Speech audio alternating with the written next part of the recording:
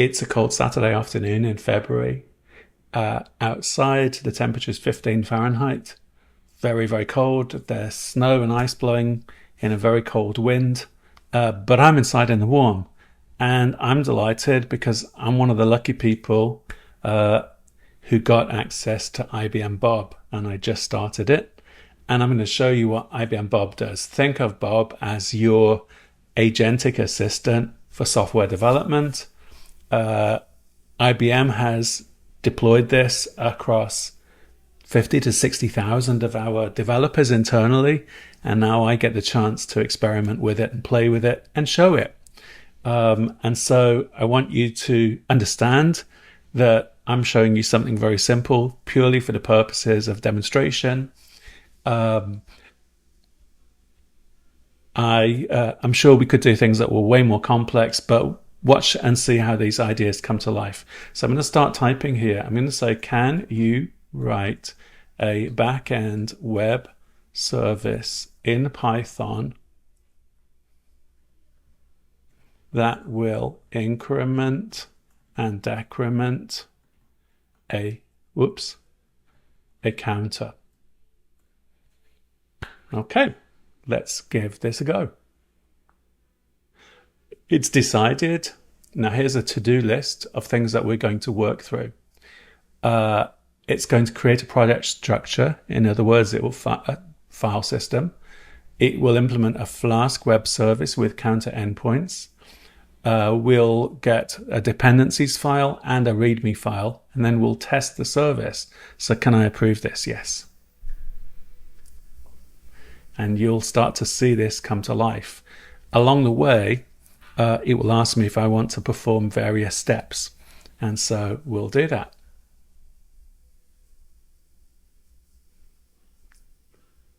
And we can see our Flask service has been written.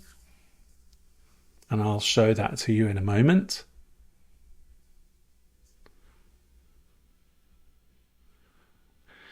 Okay, that's our requirements file. And I'm sure we're doing a README now. Yes, we are. We generated a README. And the README describes the code and it describes how to test it. Very cool. Okay.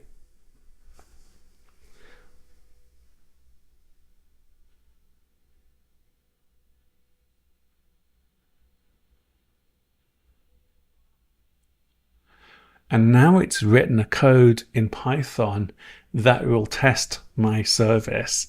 And that's very cool. I didn't ask it to do that. I could have followed the instructions in the README, but it's given me the opportunity to do that.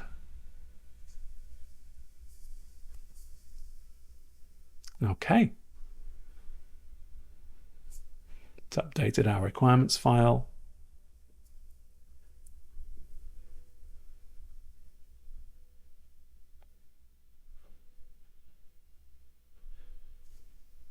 And it's asking me questions about where the file is.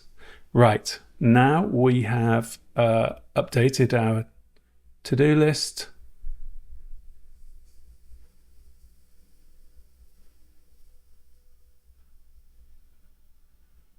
Okay, and we have implemented all of that. Let me show you the app. First of all, you can see that the app implements several routes in response to a get HTTP get or post. I can get the current counter value, I can increment it, I can decrement it, and I can reset it. And you can see now that, for example, when I initiate a post, I'm incrementing the value, and I'm doing that here in this line of code. Equally, when I decrement, I'm doing it here in this line of code.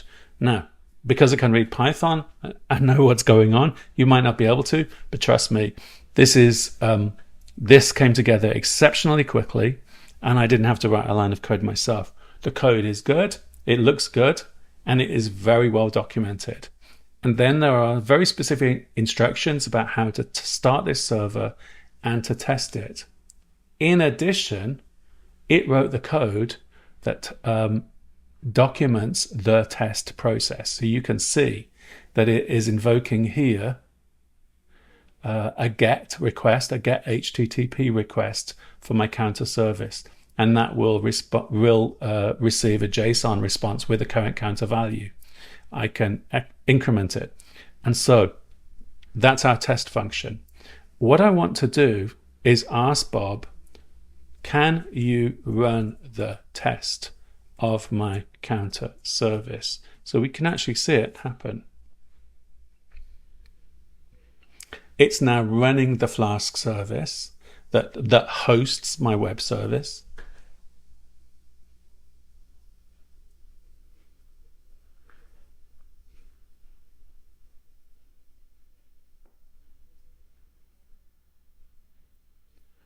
Okay, we did an installation there.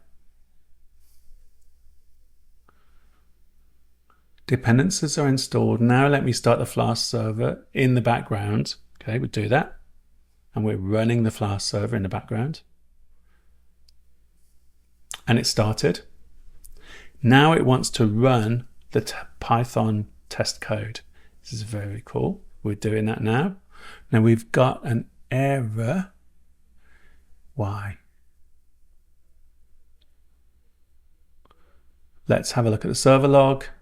Right, it's told us that there's something listening on port 5000, usually on Mac off and on Mac OS, which I'm running. That's the AirPlay receiver. So let me stop the background process and restart the server on a different port. Let's do that. So it's walking me through every step of the way what I need to do to work through this process. I find this incredible. I find this just so cool. Right, let me modify it to use port 5001, update the test script. So we need to rewrite the test script and the configuration. We're doing that. So we're no longer using port 5000, we're going to use port 5001. And you can see that before and after, I mean, it really comes alive. And if you're a coder, this is very easy to read and understand. We've saved that change. I think we're going to restart the server. Yes, that's what it's telling us that we're doing now.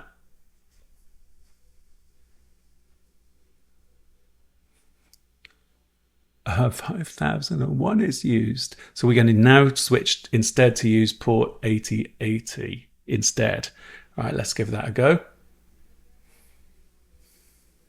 Let me find an available port. Port 3000 is available. We're going to change our code again. So look how fast we're going through this process that we would otherwise be doing by hand. It is just guiding us through the steps that we need to make. We are now starting the server on port 3000. Right. Server Flask app. Proceed while running. And now we're going to run the Python code. For post requests, no. We need to set the content type header. So we have to fix the test script. Wow, amazing. It's debugging for us why the test script's not working. And that's because of a code issue in it, which it has now fixed. And we're running again.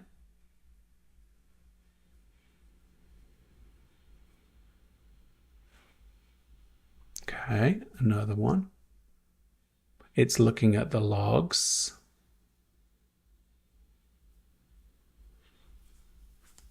It's made a change to the code. We're going to try again, run the server again. Ah, interesting, all tests passed. Let's look at the final results.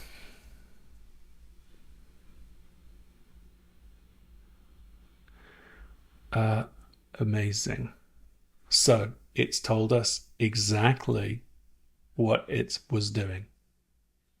So we started by checking the initial value. Okay, right. I could stop here and I'd be very, very happy. I'm going to do one more thing, which is, can I add persistence to my counter service? Meaning I'm going to write the value of the counter to a backend data store. It's updated a new plan, and it's telling me that I'm going to use an SQLite database to persist the counter between runs. Okay, and we're then going to update the app and test the persistence functionality.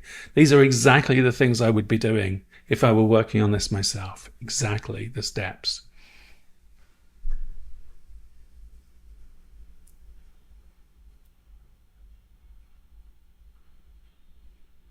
And now we've included database functionality, a database connection, and in the code we will find calls to the database where the value of our counter is being stored.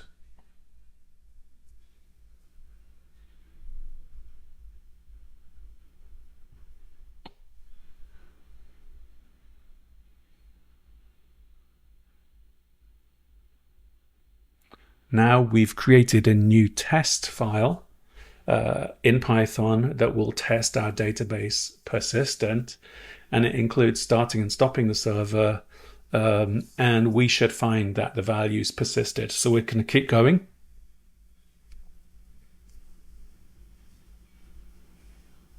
We're updating our to-do list, and now we're going to, you can see here, test the persistence functionality. We're going to run our service again.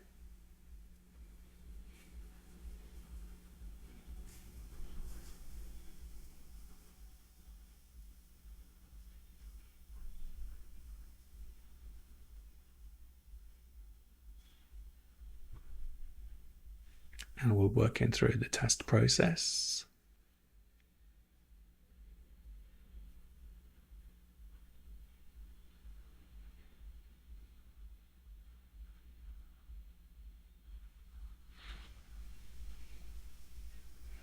It's sleeping for 15 seconds.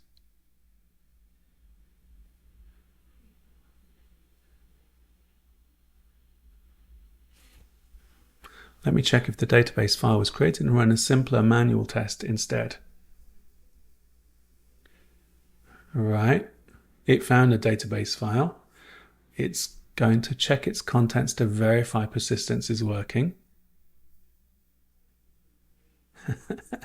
And it did some SQL against that database. Perfect. The database shows a counter value of 40 with a timestamp. Let me run a manual test by starting the server, setting a value. So it's walking us through the configuration and running the test. I just think this is wild to see this come alive. Excellent. The server loaded the counter value 40 from the database. Now let me change it to 100, stop the server, restart it, and verify that the persistence value. Okay, just doing that.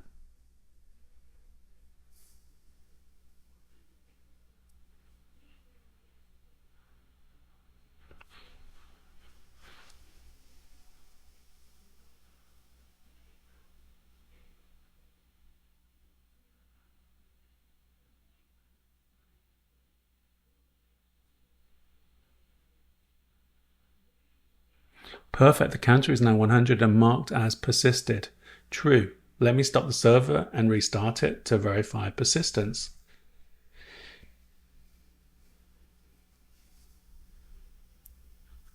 And it worked, right? The counter value is now 100 after the server restarts. So it's walking us through the test process. The history endpoint also works, showing us the counter value in the last update. Now we'll update the README. It's working on it.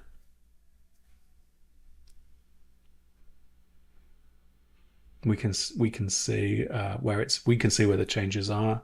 It highlights those for us. Of course, I'm going very fast through it. Working on the basis that everything is the changes it's making are good. So now it's telling us what it did. And we can see this here. We had a counter service that now persists across server restarts. It uses a database file, counter.db, and it stores the counter value in the last update. What we did was automatic database initialization on the first run. load the counter value from the database when we start the process. All the operations, increment, decrement, reset, are automatically saved. And now we have counter history, and the database is thread safe. Who knew? Okay. Then we tested it, and we have the file assets. So I just want to give you a sense. Imagine the time it would take me to do this if I were to run through the development, creation, and testing phase myself. It was enormously helpful, even doing things I didn't know that I needed to do, and taking away a giant knowledge burden. So I still find it useful that I can read the Python code and understand the Python code, but I don't need to know it nearly as much as I used to, because there's so much assistance and expertise being applied. I find that just exciting and incredible, because it empowers anyone to go faster, anyone even with a modest amount of knowledge, to go very, very fast through a development process.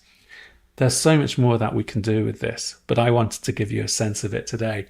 And I hope you've enjoyed it. Hope you're as excited as I am. This is just the beginning of the journey. What IBM's done here is in partnership with the Anthropic models. And that's why the reasoning capabilities are so great, because the combination of this style of workflow and the power of the AI models is why this really comes alive. And so hope you've enjoyed seeing this, and that we'll do more of this. Have a wonderful time. Have a wonderful day, and ask me any questions if you want to.